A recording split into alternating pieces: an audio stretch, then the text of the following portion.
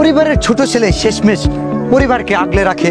কয়টা বড় ছেলে আছে যে বিয়ের পর বাবা মার পাশে থাকে?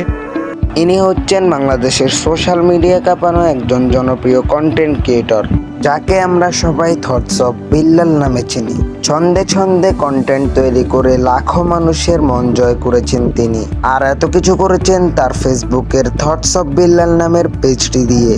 কিন্তু এখন তার 2 মিলিয়নের ফেসবুক পেজটি ফেসবুকে আর খুঁজে পাওয়া যাচ্ছে না। কোথায় গেল তার এই ফেসবুক পেজটি, সেটা নিয়ে আলোচনা করব আজকের এই ভিডিওতে। তো চলুন দেখে আসা যাক কোথায় হারিয়ে গেল 2 মিলিয়ন ফলোয়ারের এত বড় ফেসবুক পেজটি।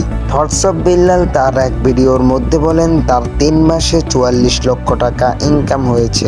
3 মাসে 44 লক্ষ টাকা ইনকাম করছি, এটা শুনে অনেকে অবাক হয়েছেন, অনেকে অবিশ্বাস করেছেন, আবার অনেকে বিশ্বাসও করেছেন।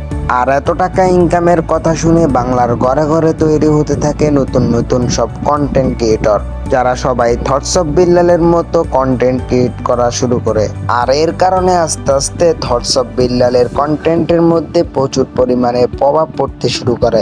মানুষ তার কন্টেন্ট বাদ দিয়ে অন্যের কন্টেন্টে ঢুকে পড়ায় তার ইনকামও আস্তে আস্তে কমতে থাকে। তাই তিনি একটি ভিডিওতে সবাইকে তার কন্টেন্ট কপি করতে নিষেধ করে দেয়।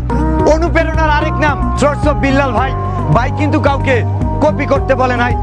তিনি সবাইকে ভিডিওর মধ্যে তার কন্টেন্ট কপি করতে নিষেধ করার পরও কিন্তু কেউ তার কন্টেন্ট কপি করা বন্ধ করেনি।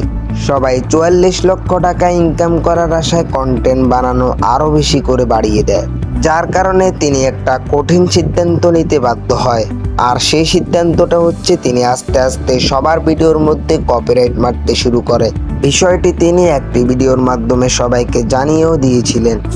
আমার ছবি আর ভিডিও ছেড়ে যারা পেজ তৈরি করতেছেন অথবা মিলিয়ন মিলিয়ন ভিউজ নেওয়ার চেষ্টা করতেছেন বা নিয়েছেন বা ভবিষ্যতে নেবেন এমন চিন্তা ভাবনা করেছেন, আমি আপনাদের এই চিন্তা ভাবনার মধ্যে একটু পানি ঢেলে দিতে চাই। আমি প্রত্যেকটা ভিডিও প্রত্যেকটা ফটো টেক ডাউন করবো। আর তিনি এই কথাটা বলার কারণে যারা তার ভিডিও কপি করে ইনকাম করতে চেয়েছিল তাদের সবার গায়ে চুলকানি শুরু হয়ে যায়। আস্তে আস্তে যারা তাকে অনুপ্রেরণা হিসেবে দাবি করেছিল তারাই চলে যায় তার বিরুদ্ধে। যদি আপনাদেরকে একটা প্রমাণ দেখাতে হয় তাহলে আপনারা এই প্রমাণটা দেখতে পারেন। তারা থটস অফ বিল্লালকে ফেসবুক থেকে সরানোর জন্য উঠে পড়ে লেগেছে। তুই নিজেই লিখেছিস তুই একজন সঙ্গীত শিল্পীর স্বামী, তাহলে তোর মতো মানুষকে ওর পিছনে খুঁড়া লাগাতে বলছে কে? সে ভিডিও বানাতে পারে, ভালো ছন্দ বানাতে পারে, তার একটা অহংকার থাকবে, এটাই তো স্বাভাবিক। এতে তোর এত জ্বলে কেন? পারলে তুই একটা কিছু করে দেখা না। এইসব অত্যাচারের কারণে থটস অফ বিল্লালের ফেসবুক পেজটি কয়েকদিন ধরে ফেসবুকের মধ্যে পাওয়া যাচ্ছে না। এটা দেখে যারা চেয়েছিল থটস অফ বিল্লাল ফেসবুক থেকে সরে যাবে তারা কিন্তু অনেক খুশি হয়েছে। তবে খুশি হওয়ার কোনো দরকার নেই, কারণ থটস অফ বিল্লাল নিজেই তার ফেসবুক পেজটি নিরাপত্তার জন্য ফেসবুক থেকে সরিয়ে রাখেন। এবার ভাবুন বাঙালি জাতির কেমন অবস্থা, যাকে নিয়ে ধান কাটার কথাও চিন্তা করা যায় না, সে আসছে কন্টেন্ট ক্রিয়েশন করতে। এইসব বালপাকনা ফ্যান ফলোয়ারদের সাথে যেমনটা করা দরকার থটস অফ বিল্লাল তেমনটাই করেছে। তবে এখানে তার ফ্যান ফলোয়ারের চেয়েও তার দোষটা বেশি।